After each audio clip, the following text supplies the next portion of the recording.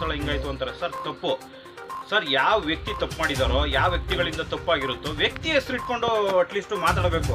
ಅದು ಬಿಟ್ಬಿಟ್ಟು ಧರ್ಮಸ್ಥಳ ಫೈಲ್ಸು, ಧರ್ಮಸ್ಥಳ ಹತ್ಯಾಕಾಂಡ, ಧರ್ಮಸ್ಥಳದಲ್ಲಿ ಹಿಂಗಾಯ್ತು. ಸರ್ ಸನಾತನ ಧರ್ಮ ಮಂಜುನಾಥ ಸ್ವಾಮಿ ಅಣ್ಣಪ್ಪ ಸ್ವಾಮಿಗೆ ಸಾವಿರಾರು ಇತಿಹಾಸ ಇದೆ ಸರ್, ಸಾವಿರಾರು ವರ್ಷಗಳ ಇತಿಹಾಸ ಇದೆ.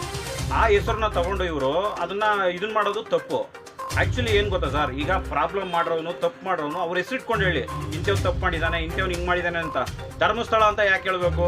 ಮಂಜುನಾಥ ವಿಚಾರವಾಗಿ ಸರ್, ಧರ್ಮಸ್ಥಳದಲ್ಲಿ ಏನೇ ನಡೆದಿದ್ರು, ಅಕಸ್ಮಾತ್ ಘಟನೆ ನಡೆದಿದ್ರು ತಪ್ಪಿಸ್ತರಿಗೆ ಇವತ್ತಲ್ಲ ನಾಳೆ ಕಾನೂನು ಪ್ರಕಾರ ಶಿಕ್ಷೆ ಆಗುತ್ತೆ. ಅದು ಎಲ್ಲರ ಆಶಯ ಕೂಡ, ಅರ್ಥ ಆಯ್ತಾ?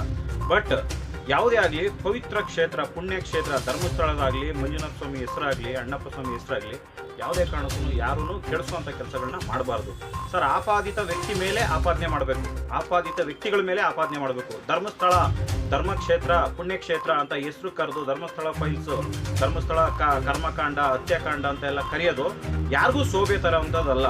ದಯವಿಟ್ಟು ಜನ ಇದ್ರ ಬಗ್ಗೆ ಎಚ್ಚೆತ್ಕೊಳ್ಳಿ. ನಮ್ಮ ಸನಾತನ ಧರ್ಮ ಏನಿದೆ ಅದನ್ನು ನಾವು ಉಳಿಸ್ಕೊಳ್ಳೋಣ. Thank you.